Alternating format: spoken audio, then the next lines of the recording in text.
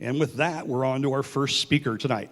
Our first speaker is Samantha Burke. She is Vice President of Programming and Development for Pass the Torch for Women Foundation. She is also a graduate of Purdue University with a bachelor's in communication. She is married to Brandon, and her dog, Pete, is a pretty big part of her life.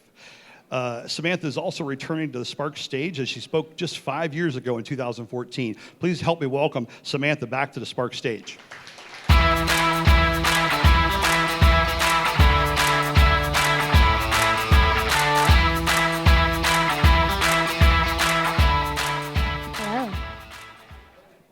Is it the end? This question seems parallel to that half-empty, half-full hypothetical. Is it the end, or could it very well be the start of a beginning? Oftentimes, when we're thinking about this, we can change our perspective, change the questions, so that way we can live a little bit of a healthier lifestyle in life in the here and the now. I grew up in a ranch-style home in Northwest Indiana, and just like any other little girl, I had aspirations to be a singing soccer player, right? Anyone else in the room? A teacher, a mother, a wife. I wanted to be president of the United States, of course, right? Still a possibility. And through all of that, one thing really remained constant, and that was a Russian princess. Bear with me. So I grew up fantasizing over the 1997 cartoon movie Anastasia, where this beautiful young girl was passed along to different orphanages, and she struggled with her self-identity.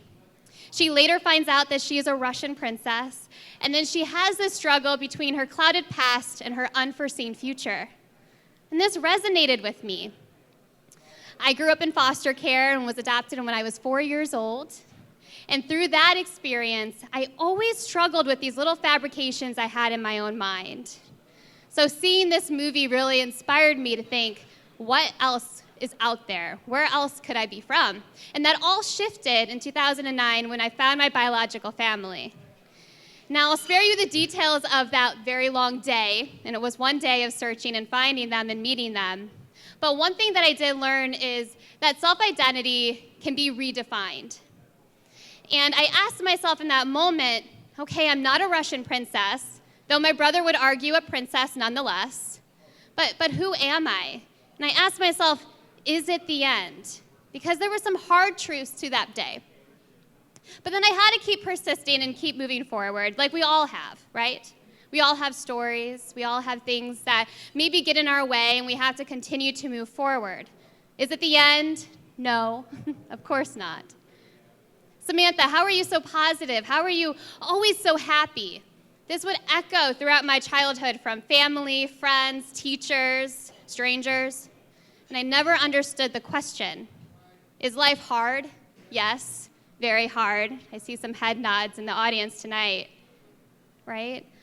But after that day in 2009, I had learned the harsh truth to how to cope and how to overcome.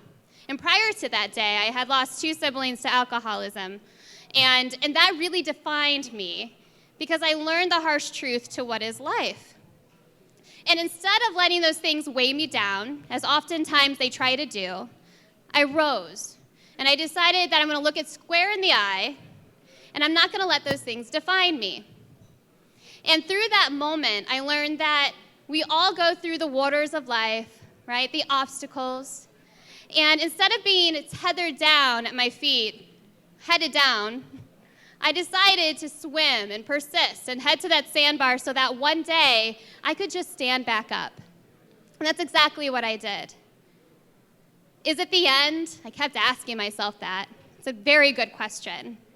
And for some reason, I think we all know why I'm standing here today. We all know the answer to that question. But today is not about my story, it's about your story. Is it your end? No. How can you move into the decade with more persistence, more grit, and more serenity? Thank you.